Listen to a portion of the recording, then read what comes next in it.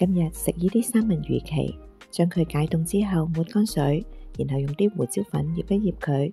臨煎之前撲少少鷹粟粉，咁樣會比較容易煎香。燒熱個鑊，將啲三文魚鰭排入去，煎香一面，再返去另一面。三文魚煎咗一陣間就會出咗一啲魚油，呢啲魚油好有益㗎，偶然食下都唔錯㗎。兩邊煎香咗之後就出鍋備用。我今次配上洋葱同埋番茄，先將洋葱炒香佢，然後加埋啲番茄入去，一齊翻炒。冚上鑊蓋煮一陣間，煮軟身咗啦，就加入糖、鹽、豉油同埋椰汁嚟到調味。翻炒均勻之後，將剛剛已經煎香咗差唔多熟嘅三文魚放喺上邊，冚上個鑊蓋焗佢1-2分鐘。